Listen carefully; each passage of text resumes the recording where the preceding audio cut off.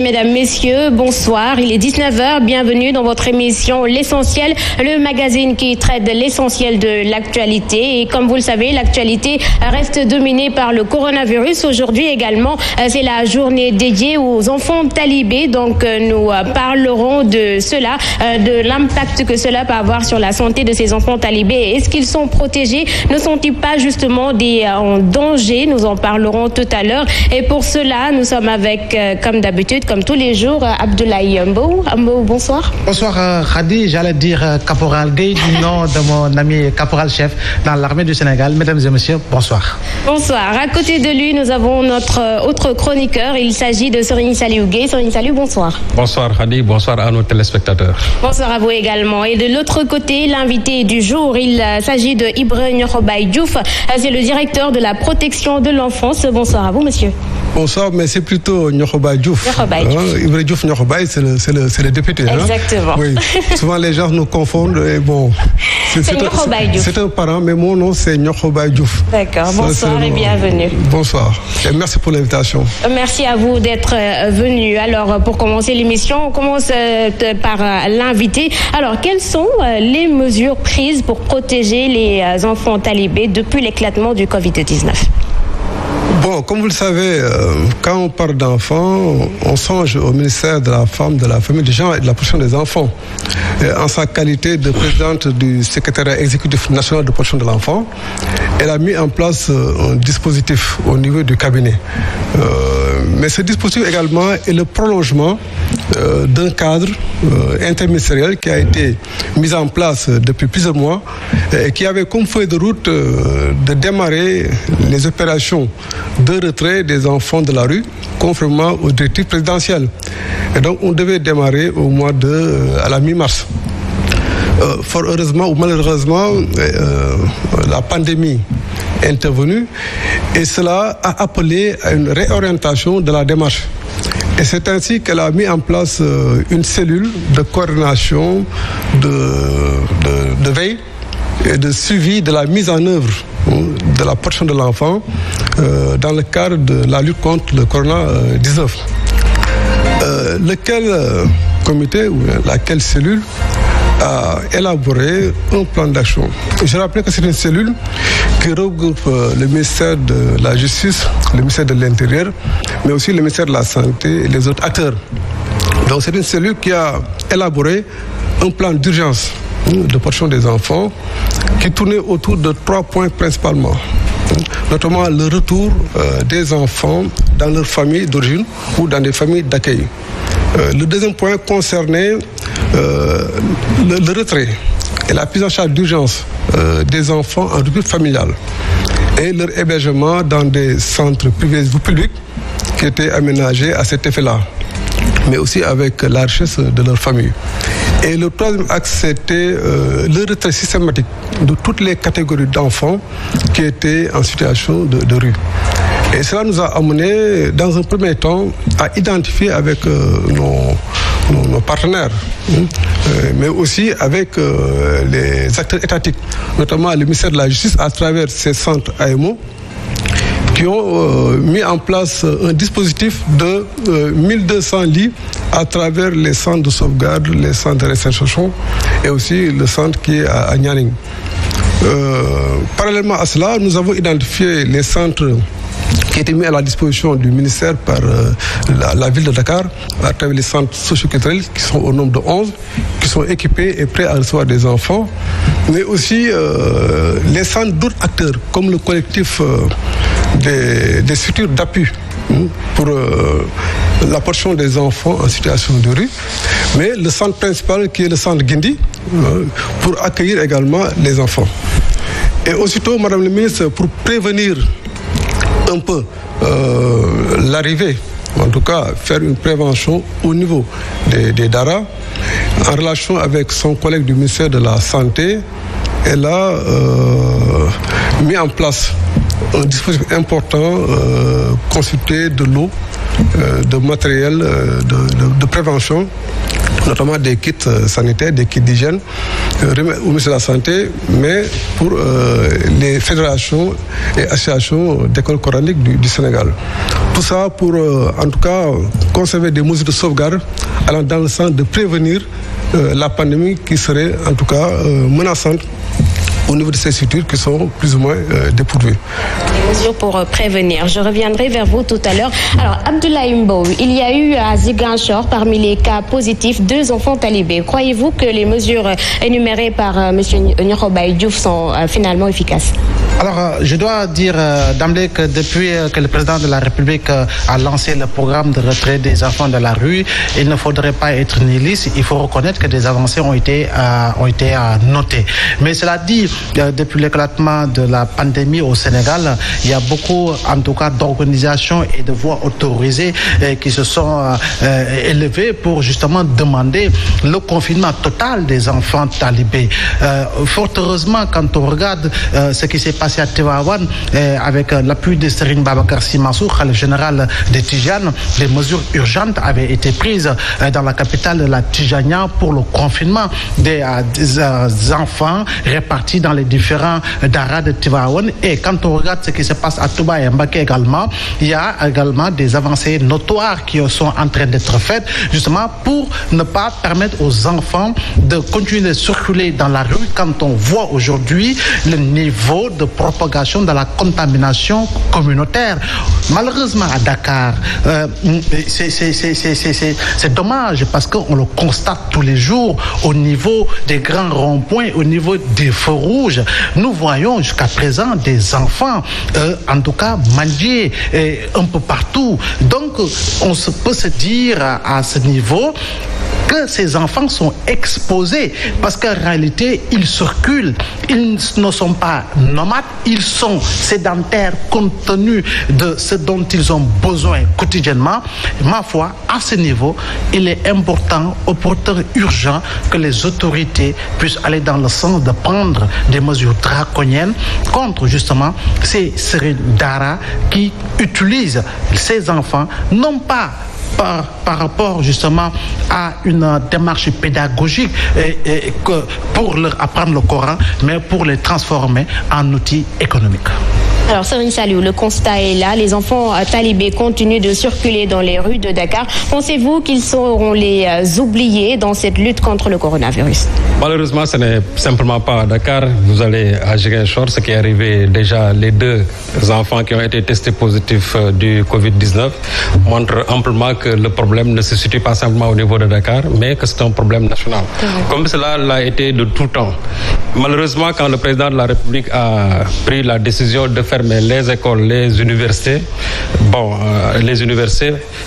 on a oublié quand même, comme vous l'avez dit, les grands oubliés, c'était les daras. Parce qu'il n'y a aucune mesure qui a été prise, en tout cas par les autorités, pour fermer ou bien, en tout cas, pour retirer ces enfants-là de la rue. Et ce qui m'étonne, c'est qu'en 2016, le 30 mars 2016, quand le président a donné l'ordre de retirer les enfants de la rue, il est vrai que, comme Bob l'a dit tout à l'heure, mais là aussi, je ne partage pas totalement son raisonnement sur les avancées qui ont été faites, parce que cela, quand même, ça a duré tout simplement le temps d'une rose.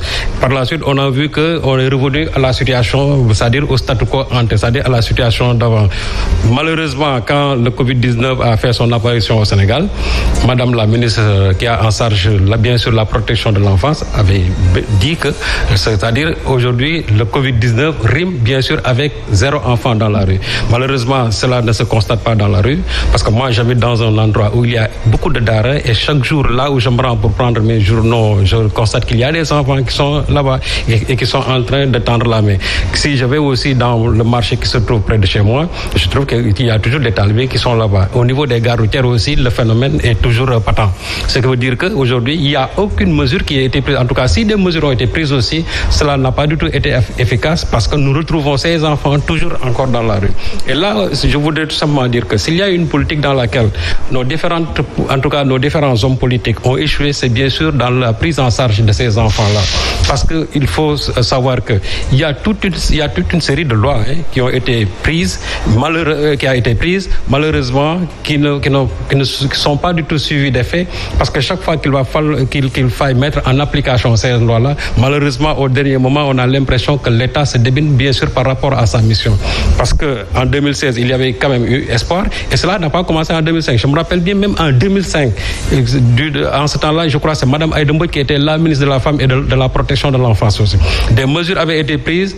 Au bout d'un certain temps, à Dakar, on ne retrouvait plus des talibés dans la rue, mais vous savez, toujours avec nos vieilles habitudes, il y a eu un relâchement et on est revenu à la situation d'avant. C'est la même situation que nous sommes en train de constater aujourd'hui, et malheureusement, ces enfants-là, aujourd'hui, même si on les retire de la rue, le problème n'est pas résolu. Parce qu'on a l'impression qu'on a simplement déplacé l'axe du mal. Parce que le problème qui se pose aujourd'hui, c'est la promiscuité des enfants au sein même des daara. On peut les retirer de la rue, mais le problème, est-ce qu'il y a réellement une prise en charge prophylaxique de ces enfants-là au niveau même de leur lieu de résidence? Et là, ça pose problème. Et si vous visitez certains daara, vous voyez que, en tout cas, là où les enfants sont internés, c'est dans des sortes de cagibi. Et c'est ça qui explique en 2013 qu'il y a eu la nuit du 3 au 4 mars 2013, malheureusement cet incendie qu'il y a eu au niveau de la Médina, où 9 talibés se sont retrouvés complètement calcinés parce que tout simplement ces enfants-là vivaient dans la promiscuité. Donc aujourd'hui, quand on nous parle des notions de proxémie relatives bien sûr à la distanciation sociale et que ces enfants-là sont toujours entassés au niveau des daara, c'est-à-dire que même si on les retire de la rue aussi, c'est-à-dire qu'on n'a fait que déplacer l'axe du mal parce que dès l'instant que le Covid en tout cas fait son apparition dans un daara, ce qui est sûr et certain, c'est que tous les enfants risquent d'être contaminés. Et justement, dès l'apparition du Covid, on parlait de la fermeture des daara et ramener les enfants talibés vers leur région d'origine. Est-ce que ce programme a démarré? Oui, je voudrais un peu recadrer, faire une précision, et un peu recadrer le débat. D'abord, pour ce qui concerne les 2 enfants dont on dit qu'ils sont des talibés, en réalité, ce ne sont pas des talibés.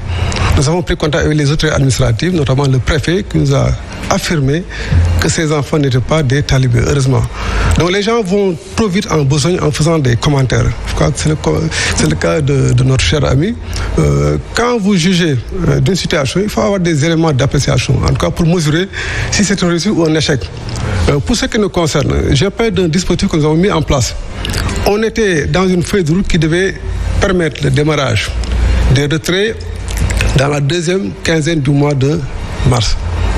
Il a fallu réorienter la stratégie. Et j'ai parlé des 3 axes qu'on a mis en place.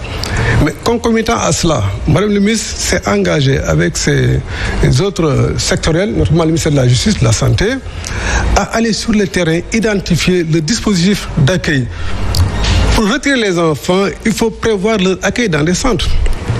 On a mis en place tout l'équipement nécessaire aujourd'hui, qui peut accueillir entre Dakar et Thiès 1500. Depuis le 31 mars, nous avons démarré les opérations de retrait. Aujourd'hui, nous en sommes à 2337 enfants, pour votre information, qui sont retirés de la rue. Les 834 sont retournés effectivement dans leur famille, comme le plan Zéro Enfant l'indique. Les 440 aujourd'hui sont en hébergement au niveau des centres et prêts à être retournés. Toute la semaine, nous avons mené des opérations de rue.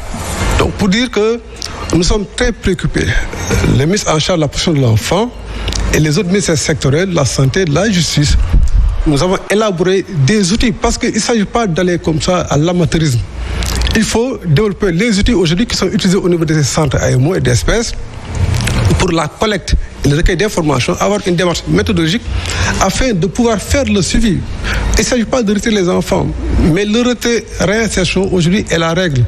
Et il s'agit à ce niveau-là de voir comment accompagner les familles, comment accompagner les daara pour une insertion définitive et durable. Cependant, c'est un travail qui se fait au niveau opérationnel par les comités départementaux de protection de l'enfant. L'ensemble des gouverneurs de région ont déjà pris toutes les mesures en relation avec les 45 préfets des départements qui ont mis en place des plans d'action. Je peux vous dire aujourd'hui, à Goudomp, par exemple, le préfet a fermé 300 daara. À Goudiri, le préfet a interdit la mendicité. Vous allez à Saint-Louis, par exemple, ou à Rufisque, un peu plus proche, le préfet a retourné 321 À la journée d'hier, 321 enfants en famille. C'est le même cas à Foundiougne et à Fatick. Il ne faut pas dire que l'État croise les bras et rien ne se fait. Il faut s'informer de ce que nous sommes en train de faire. Et c'est un dispositif qui nécessite une organisation. Maintenant, tous les comités départementaux de protection de l'enfant ont reçu la consigne d'identifier les daras et d'encourager le retour volontaire. Une fois cette étape terminée, parallèlement, nous sommes en train de mener des opérations de rue pour recueillir les enfants et les installer dans leur famille d'accueil. Donc tout cela, c'est une organisation que peut-être peut ne pas être visible par certains, mais qui a des résultats concrets parce que nous allons dans le sens de l'éradication définitive de la mendicité et du retrait des enfants de la rue. Vous ne voulez pas faire de l'amateurisme, mais l'heure est grave, c'est même le chef de l'État qui l'a dit. Vous êtes convaincu ? En fait, nous suivons avec intérêt les mesures prises par les différentes autorités administratives à travers différentes localités du Sénégal, mais on ne peut pas nier le fait que jusqu'à présent, il y a encore des enfants qui circulent dans les rues, principalement à Dakar où nous sommes, je dis bien. Pourquoi je le dis? Parce qu'en réalité, chaque matin, chaque soir, nous voyons effectivement des enfants talibés. On ne peut pas aujourd'hui crier urbi urbi que tout a été fait, tout n'a pas été fait. C'est vrai qu'il y a des avancées, comme je l'ai dit dans mon premier propos, mais cependant, aujourd'hui, nous parlons de la présence d'un virus qui est mortel. On voit les ravages que le coronavirus fait un peu partout à travers le monde, en France, aux États-Unis, qui sont des puissances économiques. Mais là, au Sénégal, il faudra impérativement, parce que Serigne Saliou a fait quelques rappels. Je rappelle également que sous l'ère du président Abdoulaye Wade, des mesures avaient été prises interdisant même la mendicité dans les rues, rien que dans les lieux de culte, mais c'était un feu de paille. Quelques semaines après, on a revu justement un peu partout dans Dakar les mêmes effets reprendre. On a parlé du programme des daras modernes au Sénégal, mais où en est-on exactement? Parce qu'en réalité, ce sont des privés, à mon avis, qui construisent les daras les plus modernes, en lieu et place de l'État qui a lancé également le programme des daras modernes. C'est vrai que le directeur du programme des daras modernes a fait en tout cas des avancées, mais cela ne suffit pas. Parce qu'au-delà des enfants sénégalais, typiquement sénégalais, qui sont dans les différents daras, il ne faut pas également occulter le fait qu'il y a des enfants qui nous viennent des pays limitrophes tels que le Mali, tels que la Guinée-Bissau. Quand on regarde un tout petit peu vers chez nous, sur l'avenue Bourguiba, au niveau de la SICAP Babab, au niveau du feu rouge de SICAP Liberté et de Amitié, mais c'est des enfants de moins de 5 ans qui sont justement entre les voitures. Alors, ces enfants, encore je le dis, ils ne sont pas sédentaires, ils bougent selon les besoins du jour.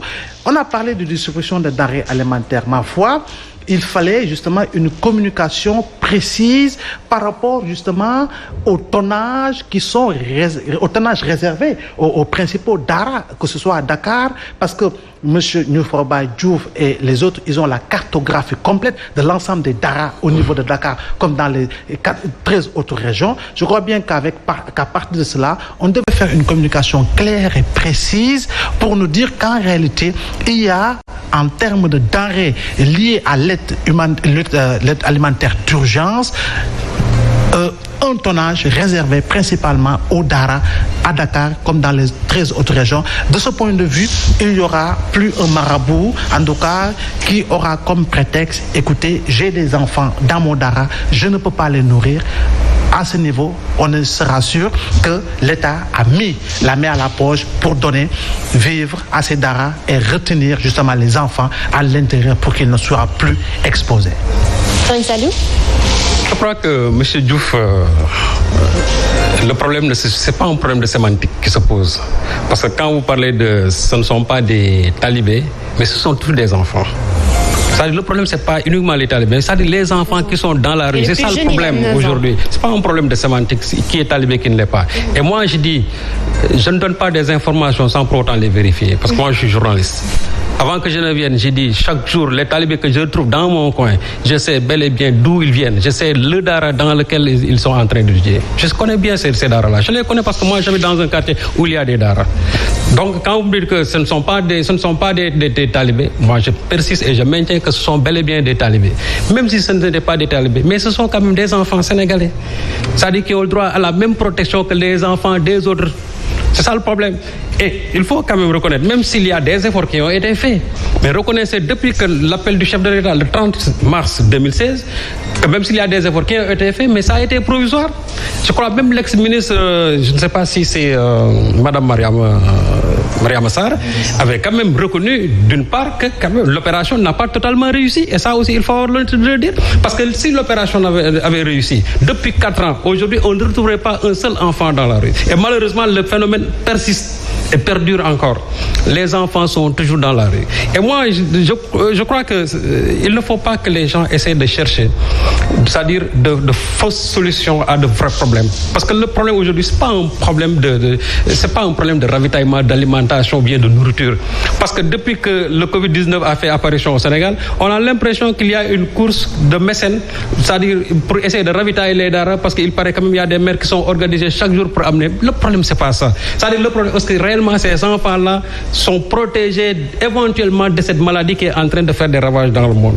C'est ça le problème. Mais s'il y a toujours des enfants qui sont dans des daras entassés, vous avez beau leur donner de quoi manger, mais est-ce que réellement ils bénéficient des conditions aseptiques pour ne pas contracter la maladie? C'est là où il faut axer le problème. Mais c'est pas un problème tout simplement il faut ravitailler les daras. De tout temps, ça a été comme ça. Et ici, il faut penser à l'après-Covid. Parce qu'après, si aujourd'hui le Covid disparaît de notre pays, est-ce que ça veut dire qu'on va cesser encore d'approvisionner les daras, ou bien les enfants en masse vont encore retourner dans la rue? Parce que je crois que l'objectif, c'est faire de sorte qu'il n'y ait plus d'enfants mendiants dans ce pays-là, qu'il n'y ait plus d'enfants mendiants, que ce soit des talibés ou bien que ce soit des enfants déshérités. Il ne faut plus avoir des enfants dans la rue. Parce que les enfants, je crois que le Sénégal quand même est signataire de la Charte africaine du bien-être des enfants. Il est encore signataire de la Convention des Nations Unies qui protège les enfants. Donc nous, et même visiter les articles de la Constitution, l'article 17, 20, 21, 22, tous ces articles-là protègent les enfants. Mais on a l'impression qu'au Sénégal, on ne prend même pas en compte cela. Et c'est ça qui pose problème. Parce que si nous avons, nous, un dispositif législatif qui protège nos enfants, pourquoi quand même il ne faut pas en user dans nos politiques et dans nos programmes pour essayer d'éradiquer complètement ce phénomène de la mendicité des enfants? Alors, je n'irai pas jusqu'à parler d'échec, mais on note quand même une certaine lenteur dans ce programme. Où se situe justement le blocage? Moi, je pense que si vous nous suivez bien dans notre démarche, vous comprendrez que nous allons dans le même sens. On a parlé d'un plan d'urgence de protection des enfants dans la lutte contre le Covid-19, avec comme objectif 0 enfant dans la rue. Je pense que c'est très clair. Il n'y a pas à ajouter. Nous sommes en train de dérouler une feuille de route qui va commencer par l'identification de tous les daras et le recensement. Pour voir les daras qui sont aux normes, les daras qui doivent être fermés, les autres qui doivent être délocalisés. Dans un premier temps, nous avons commencé par une démarche volontariste. Quels sont les daras qui veulent être accompagnés dans le retour et les enfants remis à leur famille? Parallèlement à cela, tous les enfants des daras en situation de rue, et nous avons commencé. À Dakar, nous avons déjà retiré 810 enfants de la rue. Certains sont rentrés chez eux, d'autres attendent encore le référencement au niveau des centres. Je pense que nous sommes dans une logique. Il a fallu... 810, ce n'est pas minime par rapport au nombre de talibés qu'il y a à Dakar? Non, c'est minime. Mais nous sommes dans une progression. C'est-à-dire qu'on ne s'arrête pas à 810. Demain, ça va augmenter encore et après-demain, ça va augmenter jusqu'à l'éradication. Si nous visons un objectif 0 enfant dans la rue, ça veut dire que nous sommes conscients que plus qu'un enfant doit être dans la rue. Et c'est un travail qui est mené par un comité interministériel. Le ministère de la Justice est dedans, sous la coordination du ministère en charge de la protection des enfants, le ministère de la Santé et de l'Action sociale, le ministère de l'Intérieur. Aujourd'hui, Madame le ministre a déjà, dans son budget, on n'a pas attendu la dotation alimentaire pour agir. On a déjà approvisionné l'ensemble des structures d'accueil qui doivent prendre en charge ces enfants-là. Dans son budget, elle a débloqué 150 millions prépositionnés pour cela, pour prendre en charge les préoccupations de ces daras-là. Et dans notre progression, nous pensons que de plus en plus, le travail qui est en train d'être mené au niveau des départements, parce que c'est le niveau opérationnel, la cellule de veille et de coordination, de suivi, organise les activités au niveau des départements. Mais aujourd'hui, beaucoup de départements, les daras ont été confinés. Dans d'autres, on a fermé. Maintenant, il ne faudrait pas, comme je l'ai dit, retirer pour retirer. Nous respectons un protocole médical. Le personnel également qui doit aller vers ces enfants-là doit être encadré. Donc, les enfants également doivent être accueillis selon des standards au niveau de ces centres-là. Mais c'est tout ce dispositif que nous sommes en train de mettre en œuvre et que nous poursuivons, qui doit nous mener vers l'éradication.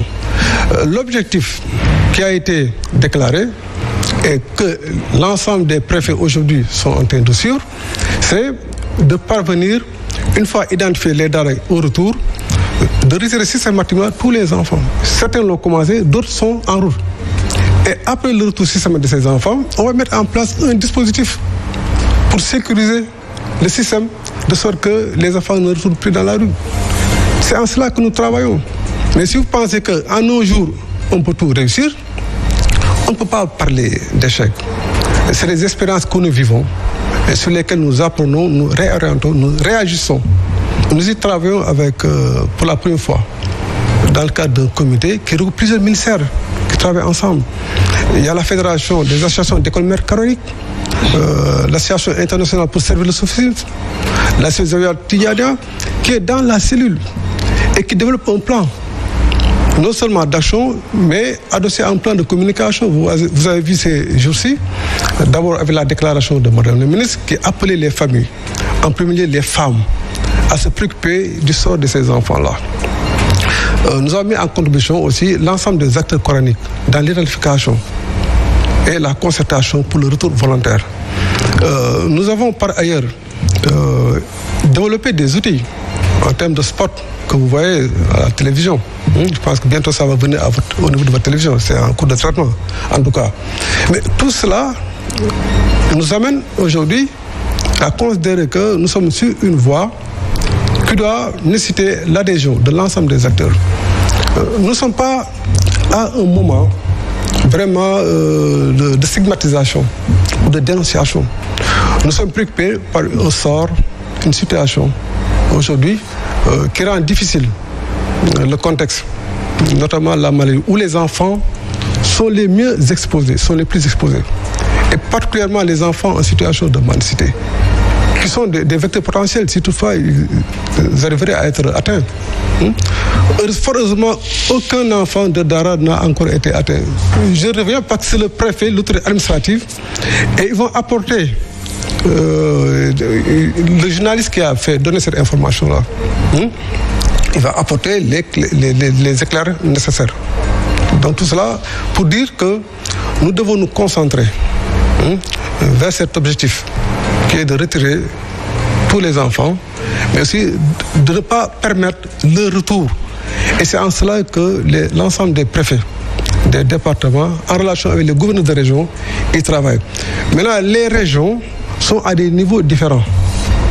Par exemple, si le département de Rufisque a pu retourner 313 enfants en l'espace de 15 jours, d'autres départements sont moins, n'est-ce pas, dans cette lancée-là, mais sont sur la voie d'éradiquer, parce qu'il faut un travail d'abord d'identification, un travail d'organisation, aussi un travail de prise en charge. Mais la prise en charge également, ça coûte. Et nous mettons tous les moyens pour la supporter. Vous êtes en train de progresser, vous l'avez dit tantôt, mais le coronavirus également est en train de progresser. Oui, comme on le constate, chaque jour, nous sommes en tout cas rattrapés par le stress viral qui a fini de gagner pratiquement tous les foyers au Sénégal. Cela va continuer, mais espérons que les autorités sanitaires vont trouver justement les moyens nécessaires pour endiguer justement cette maladie de manière définitive au Sénégal, en Afrique, un peu partout partout à travers le monde. L'autorité centrale également est en train de prendre des décisions comme l'arrêté ministériel obligeant justement le port de masque dans en tout cas certains lieux et milieux. Mais cela ne suffit pas encore parce que quoi qu'on l'on puisse dire, moi je préfère voir des enfants dans la rue habillés en patchwork que des enfants habillés en haillons totalement déchirés, sans chaussures, exposés justement à toutes les formes de bactéries possibles et toutes les formes d'infections virales possibles. Parce qu'aujourd'hui, quand on voit le nombre de progression et de propagation des cas communautaires au Sénégal, il y a lieu de s'inquiéter pour ces enfants-là. Quand je parle de la Guinée-Bissau ou du Mali, ce n'est pas pour stigmatiser, parce qu'il s'agit là de la violation des droits justement d'un être assez sensible qui s'appelle l'enfant. Quand je parle de ces pays-là, c'est parce que c'est des enfants qui ont moins de 5 ans, qui ont 5 ans, qui ont 10 ans ou plus, qui arrivent. Et nous sommes obligés, en tant qu'État, de mettre beaucoup de moyens pour trouver des solutions alternatives et permettre à ces enfants de pouvoir retourner chez eux en toute sécurité et permettre aux enfants sénégalais également de pouvoir regagner leur famille ou en tout cas d'être dans les conditions optimales en termes de prise en charge sécuritaire et sanitaire. On rentre dans des daras, on voit justement en saison des pluies des enfants qui dorment à la belle étoile. On voit également des enfants dont les chambres sont faites par des zincs complètement troués, justement à la merci d'une chaleur profonde, sans rien du tout, sans accompagnement. Donc on doit aller dans le sens de prendre en tout cas des décisions, parce qu'il faut que l'État, je le dis bien, s'arme autant du bâton, autant de la carotte. Et quand je parle également d'aide, parce que nous sommes dans une situation d'urgence, raison pour laquelle on a parlé d'aide alimentaire, en tout cas d'urgence. Donc, si aujourd'hui on arrive à donner des denrées suffisantes aux Dara, mais la conséquence c'est quoi? C'est le confinement. Les enfants ne sortiront plus pour aller chercher à manger, aller chercher des sous à remettre au marabout. Donc là, l'État aura les moyens et sera dans les conditions pour dire non, basta, ça s'arrête. Ces enfants doivent rester dans les daras et ils sont véritablement mieux protégés que lorsqu'ils sont dehors à la recherche justement de cette pitasse. Alors, Serigne Saliou, on parle de situation d'urgence. Peut-être c'est pour cette raison que les gens s'attendent à ce qu'il y ait une certaine vitesse dans l'application de ce programme, justement. Est-ce qu'il n'y a pas un problème de priorité de la part de l'État? Bon, vous savez, la priorité de l'État, je crois que ce ne sont pas les enfants, surtout les enfants qui sont dans la rue. Parce que moi, je me réfère toujours aux lois quand même qui sont édictées dans notre pays et qui protègent les enfants, ou bien aux traités ou aux conventions qu'on a signées et qui protègent bien sûr nos enfants. Tout à l'heure, M. Diouf, vous avez dit qu'il y a un préfet qui a interdit, je crois, la circulation des talibés, je ne sais plus c'est quel préfet, à Goudiri. Mais en réalité, le préfet ne devait même pas le faire, parce que c'est la loi qui l'interdit. Le code pénal, en son article 245 et 298, interdisent formellement, c'est-à-dire la mendicité des enfants. Ça, c'est clair. Sans mesure d'accompagnement. Oui, non, le problème, il ne devait même pas avoir de mesure d'accompagnement. Parce que vous savez, moi, le problème, c'est que quand il y a une loi qui est là, il faut toujours mettre en application la loi. Il est vrai que les lois, quand même, il faut toujours les appliquer avec un certain esprit. Mais à un certain moment aussi, il faut que l'autorité, quand même, fasse, en tout cas, montre son autorité pour me répéter. Mais au Sénégal, chaque fois qu'il y a des mesures qui ont été prises, au dernier moment, il y a toujours un fléchissement de la part de l'État. Or, pour moi, je crois que l'État, en tout cas, pour certains cas, ne doit pas du tout faire preuve de reculade. Parce que si vous reculez, c'est-à-dire vous vous fragilisez. Et un État ne doit pas se fragiliser. C'est-à-dire l'État a toutes les lois avec lui.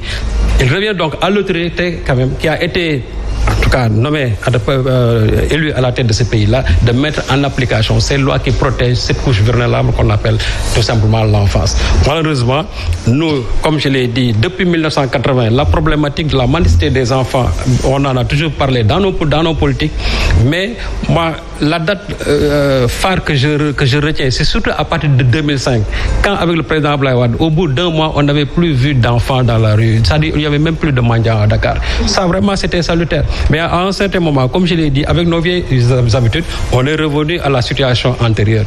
Le président de la République qui a été excédé de voir toujours ces enfants-là dans la rue et qu'il n'y avait pas un début de solution, avait bel et bien édicté des mesures en 2016 en disant clairement qu'il faut retirer ces enfants-là de la rue.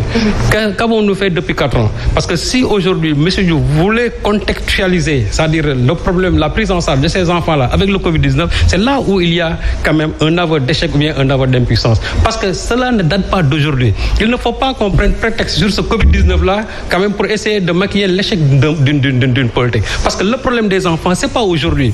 Madame la ministre, quand elle disait que le Covid-19 doit rimer avec 0 enfant dans la rue, j'ai dit que ça, on ne peut pas parler quand même d'un plus grand échec que cela. Parce que pourquoi?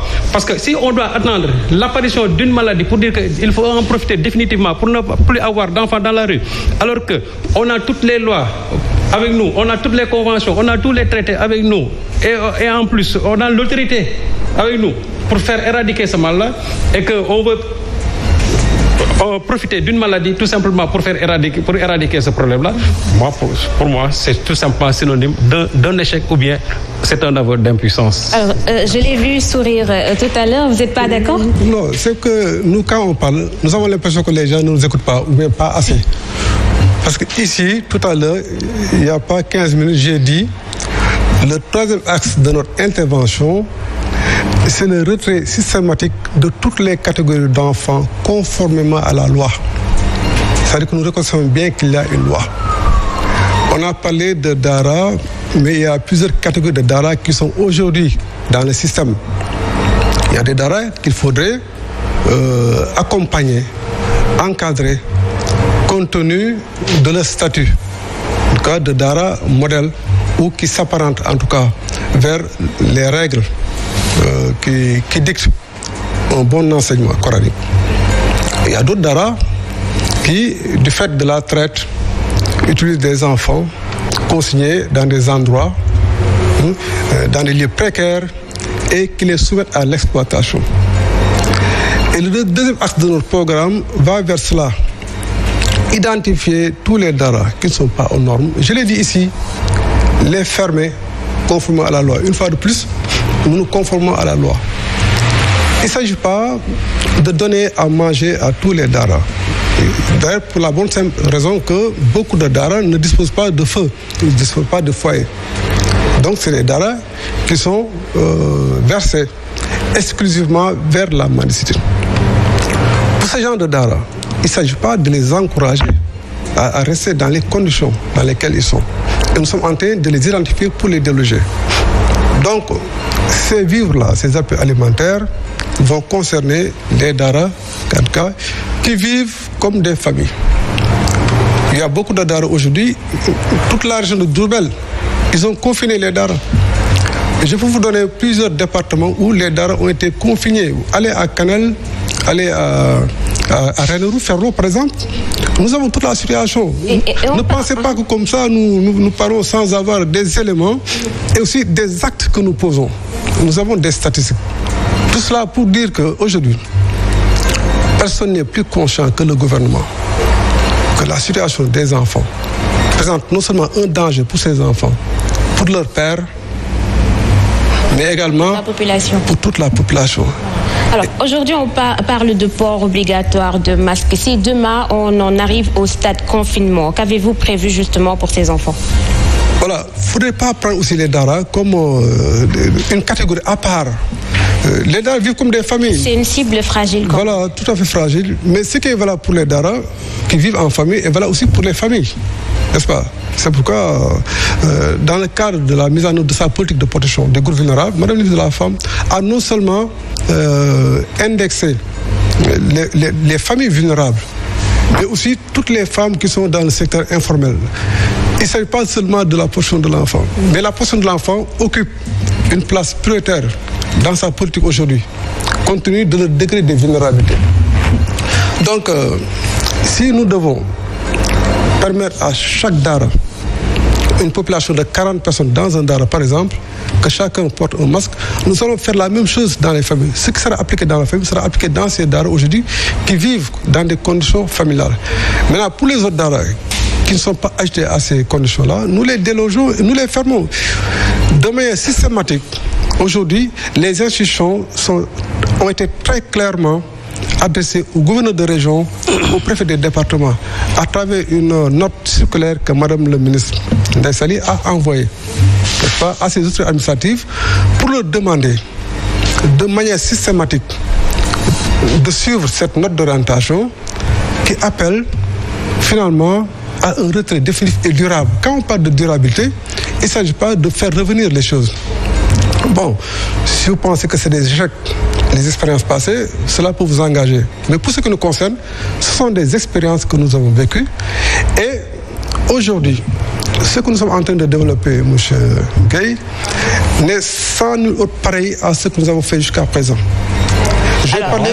Malheureusement, on me signale que la grande édition de en tout cas, depuis plus de 30 ans, pour finir, cher Hamidou Kane pourra toujours nous dire que l'aventure est toujours en début. Merci d'avoir partagé ce plateau avec parce que quand M. Diouf dit que les expériences passées, ça m'engage moi, non, ça engage les gens qui ont eu à charge la destinée de ce pays-là. C'est-à-dire que simplement, ils n'ont pas fait le travail pour lequel on les attendait. Je rappelle qu'il s'agit du directeur de la protection de l'enfance. Merci à vous, chers téléspectateurs. Et on vous laisse avec la grande édition de 19h45 avec Evelyne Mondjouba et Mohamed Diop. De la BBC, Ibn Serigne Mansour Sy.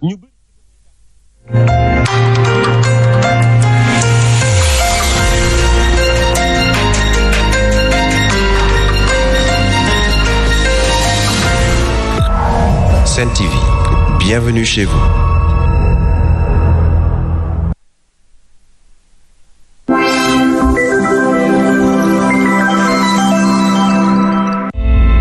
jamono ji ñu tollu ak feebaru coronavirus bi nañu gën a faratal raxas suñuy loxo ak saabu te di si ñaax njaboot gi yépp saa su ne Setex saabu liquide la bu du te gaaw a xëpp di dindi bépp saleté ak microbe bàyyi ñu ak xet gu neex disponible chez Casino, U-Utile, U-Express, Auchan et Exclusive.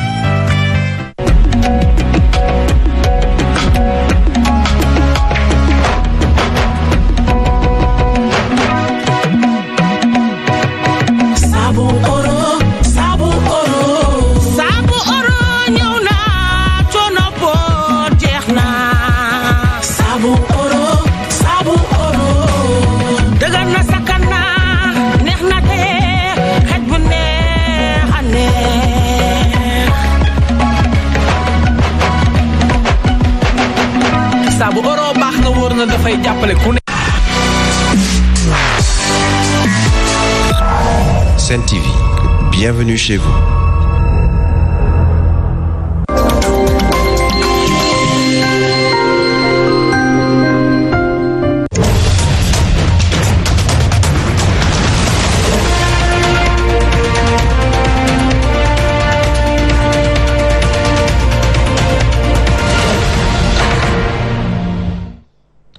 Il est 19h, passé de 47 minutes et c'est l'heure de la grande édition du soir. Evelyne Mondjouba, bonsoir. Bonsoir Mohamed. Quels sont les principaux titres de ce journal? Les titres de cette édition, le Covid-19 se fait de plus en plus menaçant dans notre pays.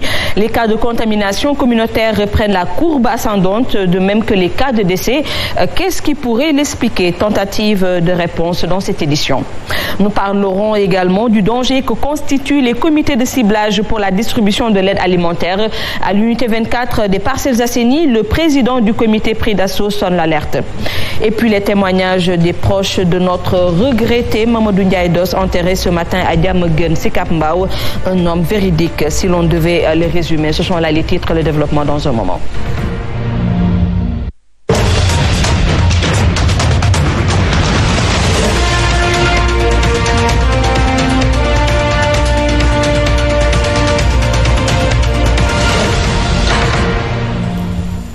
Merci de choisir la Sen TV pour vous informer. Vous le savez sans doute, le Sénégal a enregistré en moins de 24 heures de décès liés au Covid-19. Evelyne, ce qui porte à 5 le nombre de personnes décédées de cette maladie.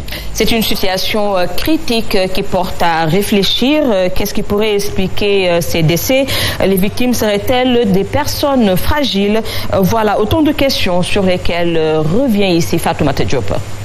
À moins de 24 heures, le Sénégal a enregistré 2 décès supplémentaires liés au Covid-19. Le 4e patient s'agit d'un homme âgé de 68 ans. Il habitait à Kermassar et il a rendu l'âme. Le 5e patient, lui, a tiré sa révérence de ce bas monde aux environs de 4 heures du matin. De toutes ces personnes décédées du Covid-19 portent un dénominateur commun, l'âge très avancé qui va au-delà de la cinquantaine à plus de 70 ans. Qu'est-ce qui explique cela? Serait-il lié à l'âge ou bien l'accroissement du nombre de patients qui s'élève à 377, dont 136 sous traitement et qui pourrait générer un manque de masques respiratoires pour ces personnes du 3e âge. Pour rappel, le Sénégal a enregistré son premier cas de décès le 31 mars. Il s'agissait de l'ancien président de l'OM, Pape Diouf. Son 2e décès également s'agissait d'une dame. Après quelques jours, un autre cas de décès est annoncé. Est-ce à dire qu'il faut craindre le pire pour ceux qui affichent un âge très avancé? D'ailleurs, plusieurs spécialistes en la matière avaient laissé entendre que ce sont des enfants et des personnes âgées qui sont plus vulnérables au Covid-19. Fatmata Diop, merci. Et puis Evelyne, la ville de Touba n'est pas sortie de l'auberge après une courte période d'accalmie et elle a enregistré justement ce lundi 4 nouveaux cas issus de la transmission communautaire. C'est une situation qui a amené les autorités administratives et sanitaires à prendre un certain nombre de mesures. Le marché aux cases très fréquenté sera désormais fermé à 15 heures. Mais la grande difficulté est que les gestes barrières sont en souffrance dans cette ville religieuse où nous retrouvons d'ailleurs notre correspondant Abdoulaye Diagne. Aujourd'hui à Touba, on a enregistré 3 cas communautaires. S'y ajoutent les 2 cas qu'on a recensés, qu'on a enregistrés au niveau de Mbacké, ce qui porte le nombre de cas communautaires à 5 cas communautaires. Ici, on a actuellement un cas contact qui est interné au centre d'isolement de Darou Manane. Ce cas contact n'est personne d'autre qu'un agent de santé d'une structure sanitaire de la localité. Ici, on peut dire que le camp d'isolement de Darou Manane a repris service depuis. Pourtant, beaucoup pensaient que cela allait reprendre ses consultations classiques. Mais c'est dommage que ces cas communautaires ont replongé ce centre de santé dans l'accueil des malades à coronavirus. On a les cas contacts qui sont actuellement, qui séjournent ou bien qui sont suivis au niveau du campement Le Baol, le campement Le Baol qui se trouve à Mbacké. Actuellement, tout le monde veille au grain, surtout les autorités médicales, parce que la situation est tellement compliquée. Cette complication est due à ce que les populations ne respectent pas les règles élémentaires d'hygiène édictées. Actuellement, les populations foulent aux pieds les règles ou bien les mesures prises par les autorités. Et l'autorité a pris des mesures quant à la fermeture des marchés. Il a ordonné que les marchés ferment ou bien baissent rideau à partir de 15 heures et s'ouvrent à partir de 6 heures du matin. Ça, ce sont les règles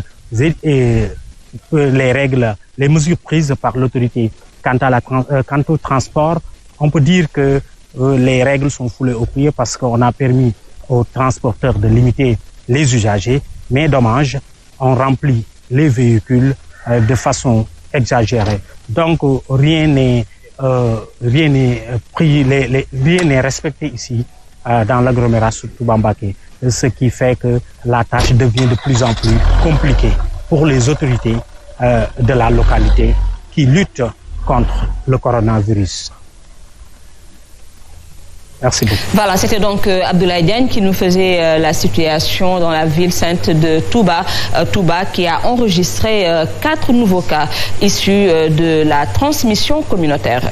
Après Touba, Evelyne, cap sur Ziguinchor, à Ziguinchor où le préfet a fait une sortie sur le cas des enfants dont on dit qu'ils sont atteints de coronavirus. Alors ces enfants ont certes le Covid-19, mais contrairement à ce qu'on dit, ce ne sont pas des enfants talibés. Des précisions donc que le préfet Elhadji Madické Dramé a voulu faire.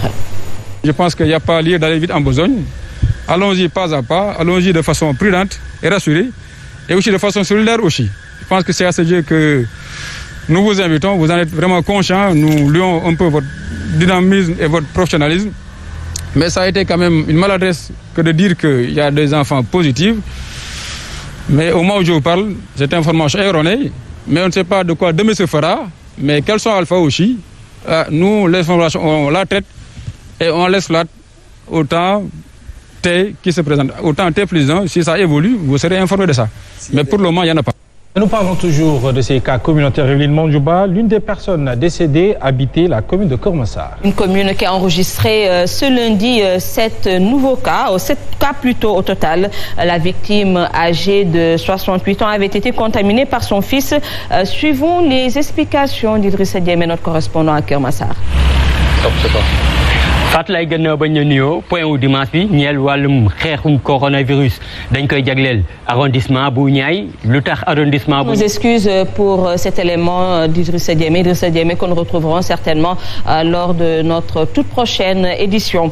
Voyons à présent le point du jour. Notre pays a enregistré 10 nouveaux cas positifs sur 281 tests réalisés. Il s'agit de 5 cas contacts et de 5 autres cas issus de la transmission communautaire, dont les 4 à Touba et un cas à Guédiawaye. Il faut également noter que 15 patients hospitalisés ont été déclarés guéris. Le général de division François Faye, nommé à la tête du comité de suivi de la mise en œuvre des opérations du Force Covid-19, semble rassurer la société civile. Evelyne, du moins si l'on en croit la réaction de Valdiodio Ndiaye. Alors, ce membre du collectif des organisations de la société civile a espoir que l'homme choisi sera à la hauteur de la mission. Il lui demande toutefois de se mettre vite au travail pour répondre aux nombreuses urgences. Nous souhaitons fortement qu'il y ait un focus essentiel sur les actions à mener. Moins de débats, plus d'actions et d'efficacité sur le terrain. C'est peut-être cela qui a été à l'origine de la nomination du général Ndiaye, et d'éviter toute forme de politique, de contradiction politique, et de redresser les choses, et vraiment que ce soit un comité qui regroupe des compétences avérées, c'est-à-dire en matière des experts en logistique, nous le souhaitons très fortement, des spécialistes en 5, 4, 3, 2, 1, go. La distribution de l'aide alimentaire préoccupe le président du conseil départemental de Mbour, Saliou Samb, souhaite justement que cette aide ne soit pas détournée. Et c'est la raison pour laquelle il invite les mouvements de soutien, la société civile, à intégrer les comités de pilotage pour une identification pointilleuse des ayants droit. J'en appelle aussi aux journalistes, à la société civile, d'aller faire partie des comités de quartier pour nous aider à avoir une transparence, mais intégrale et efficace, parce que nous ne voulons pas qu'on rentre dans des schémas comme une partie des bourses familiales qui ont été déviées de leur destination finale. Il faudrait que les délégués des quartiers, les comités qui s'occupent du ciblage comprennent que ce sont les couches les plus défavorisées qui sont ciblées et qui doivent en bénéficier. Et de grâce, s'il vous plaît, je vous le demande solennellement, donnez ça à ceux qui en ont besoin. Alors, la distribution de cette aide alimentaire ne sera pas un jeu d'enfant. À l'unité 24 des Parcelles Assainies, le nombre d'inscrits dépasse largement le quota de 417 bénéficiaires attribués. Mieux encore, le comité de ciblage est pris d'assaut aux grandes dames des règles barrières qui sont du coup foulées aux pieds. Les rappels à l'ordre du président